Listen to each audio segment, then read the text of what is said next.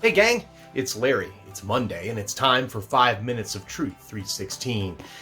We're going to continue our discussion today that we left off with last week in Ephesians regarding the full armor of God. If you'll remember, for review, we've gone through the first two pieces of armor, the belt of truth and the breastplate of righteousness. If you missed them, go ahead and pick up the videos. They are up.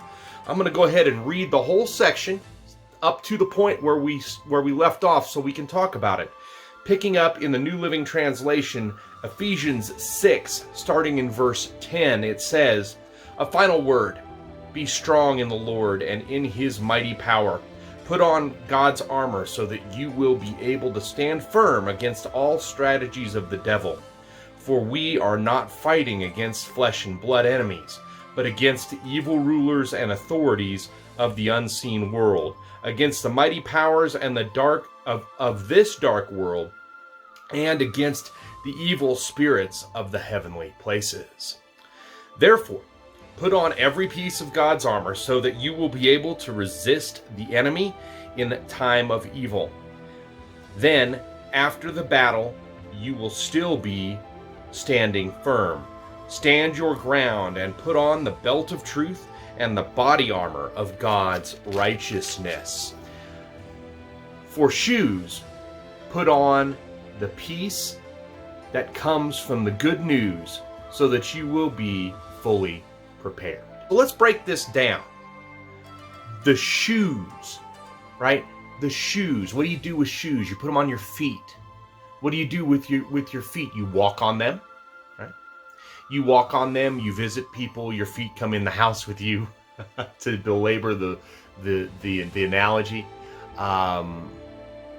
You do all of those things. So let's break this down a little bit. It says in verse 15, "For shoes, put on the peace that comes from the good news so that you will be fully prepared."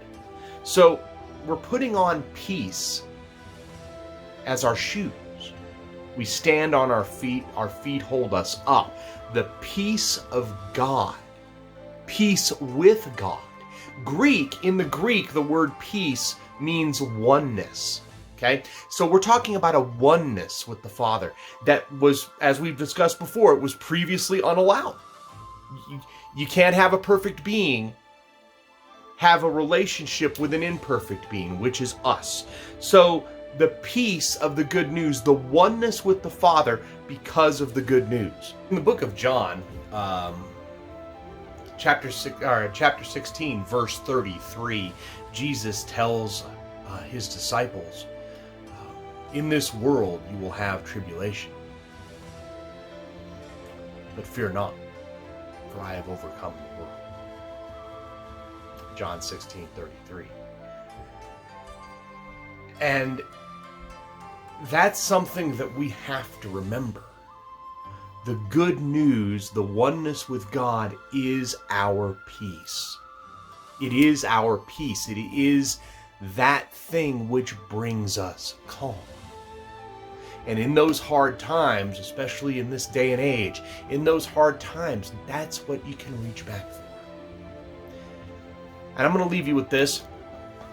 This is also known as the benediction.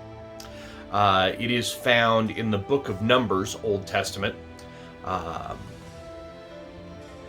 chapter 6, verses 24 through 26. And I'm going to leave this with you. It's also known as a benediction, so some of my friends will know this by that name. And this is the New Living Translation. It says, "May the Lord bless you and protect you. May the Lord smile on you and be gracious to you. May the Lord show you his favor and give you his peace." If you enjoyed that video, there's more where that came from. If you'll just hit subscribe down here in the bottom and ring the bell for me. If you'll hit subscribe and ring the bell, you'll be sure never to miss another episode. We do put these out daily. The goal and the object here is to get them out to as many people as can hear them and see them, to further the kingdom of Jesus Christ. That's what it's all about. Make it count, gang, and be blessed.